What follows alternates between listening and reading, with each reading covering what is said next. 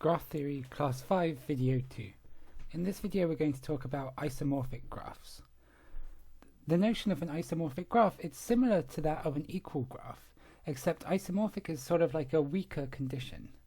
To be equal, you care that they have exactly the same vertices and exactly the same edges.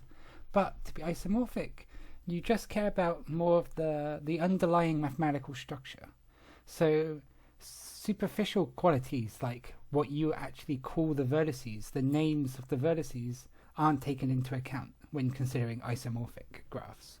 So let's just go to the formal definition.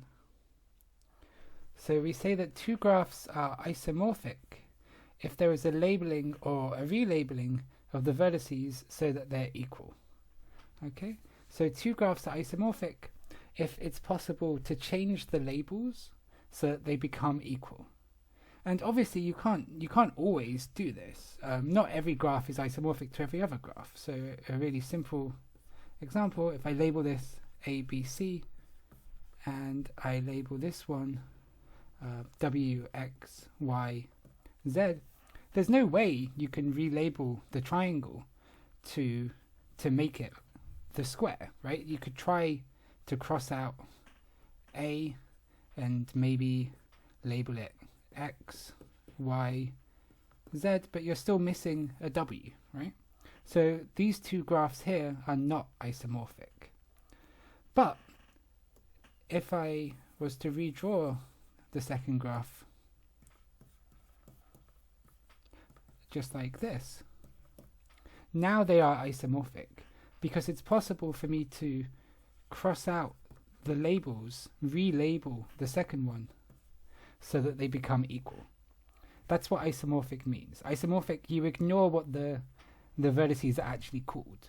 And in fact, they don't have to be called anything. You can talk about isomorphic graphs which are not labeled. Okay? The most important thing to keep into account is that isomorphic graphs only care about the underlying mathematical structure. Okay? So isomorphic graphs have exactly the same mathematical structure.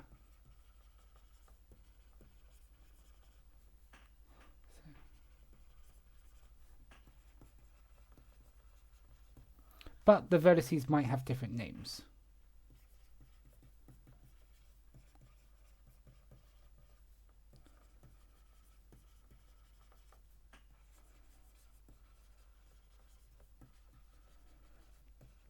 Okay, so isomorphic graphs, you throw away all of the superficial information, like what the graph represents from the real world. So if we think about like the Alice, Bob, Charles, David, Eve, and Frank, and who fancies who, that's extra data coming from the real world. Isomorphic graphs would just throw away all of their names. It doesn't care about what they're called. It just cares about the mathematical structure of the graph. Okay. So let's do some examples. So if we look at these three graphs here, these three graphs are actually isomorphic. And to show they're isomorphic, I'm going to show that they're all isomorphic to the first one. Okay? Which means I need to show that there is a relabeling of the second and the third to make it equal to the first one. Well, it's pretty simple, I think, especially the first, showing the second one. I just relabel this A, B, C, D. And now these two graphs are equal, which means the original graph was isomorphic. Okay? Let's move on to the next one. This one's a bit trickier, okay? It would be incorrect to do A, B, C, D. This is incorrect because if we consider the left graph, we see that there's no edge between A and C. But if we consider the rightmost graph, there is an edge between A and C. So this is an incorrect labeling. Okay, that's an incorrect labeling. But there is possible to find a correct labeling. I could label this A, okay, and let's just follow the edge. So this edge here, now the question is, what do I label this? Well, it's going to be something which is connected to A. And if I look at my original graph, I could label it either D or B. It doesn't matter which one I choose in this situation. I'll label it B. Now I'll follow this edge. Okay, what's connected to B? In the original graph, B is connected to A and C. So B is connected to A, which means this thing here has to be C. And finally, this down here, the relabeling has to be a D. Okay, so now this relabeling does make the graph equal to the first graph. Yeah. Also, I could have just drawn this without any labels at all, and this is still isomorphic to all of the above. Isomorphic graphs don't care about labels at all. All that matters is, like, is it possible to give them labels so that they become equal? So let's move on to a slightly harder example. Show that these two graphs are isomorphic. That's what I want to do. Okay. Well, the one on the left has labels already, and the one on the right doesn't have any labels. So I'm going to try and label the one on the right to make it equal to the one on the left. I'm going to throw down A, and since it's a symmetric graph, it doesn't really matter where I choose. I could have put A anywhere. It doesn't matter where I choose to put A. So I'm just going to put A at the top. Now I'm going to consider what's A connected to. So I want to know what goes down here. I go back to the original graph and I realize A is connected to B and E. So it could be, I could put either one of these. I'll put B there. Now, what's B connected to? B is connected to A and C, which means that this here is C. C is connected to B and D, which means this is D. D is connected to C and E, which means this is E. And finally, just to check, E is connected to A and D on the left, and on the right, E is connected to A and D. So this is a relabeling of the pentagram so that it becomes equal, which means the original graph was isomorphic. Okay. In these sort of questions, by far the hardest part is finding the correct labeling. It's non-trivial to find the correct labeling. And there's not really like a secret method which works every time. It's a lot of trial and error, okay? You have to try and just match up the left graph to the right graph, okay? Another way you could possibly think about doing this is you could try and mentally rearrange the vertices of the left graph to make it look like the right graph.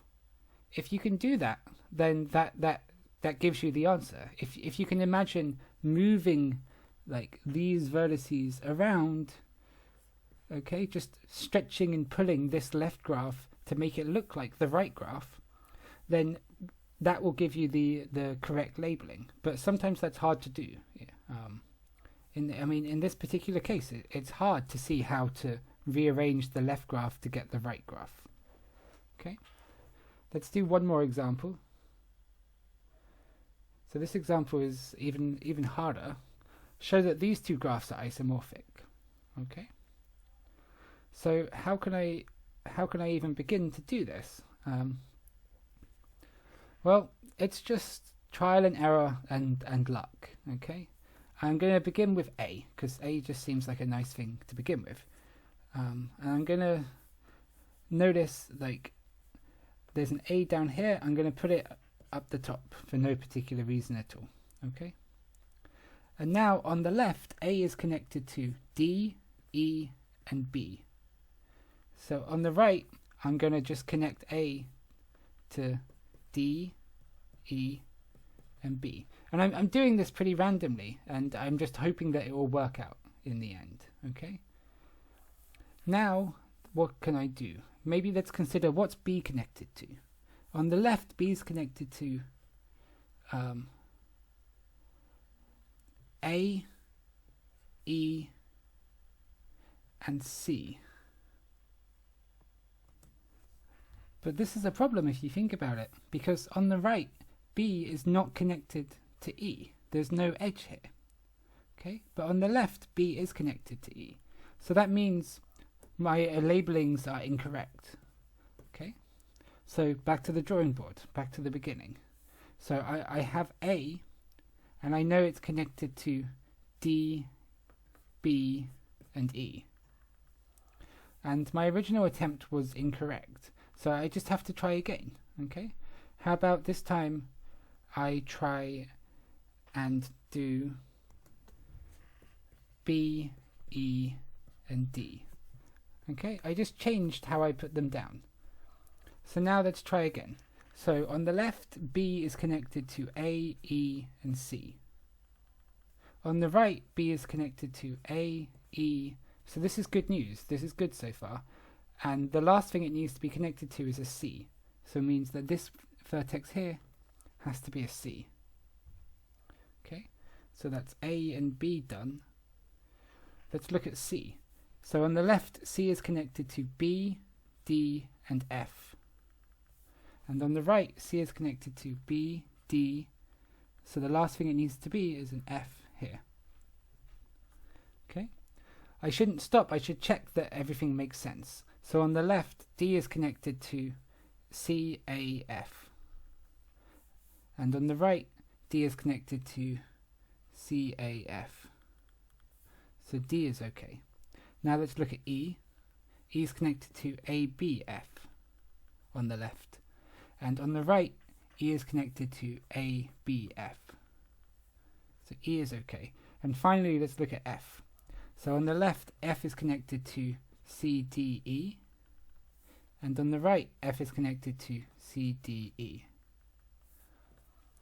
So this labeling is the correct labeling. It's a labeling such that now the left and the right graph are equal. So that means they were originally isomorphic. Okay, like I said, finding the correct labeling is 95% of the work. It's the hardest part by far, and a lot of it is just trial and error. Okay, that's the end of this example, and it's the end of this video.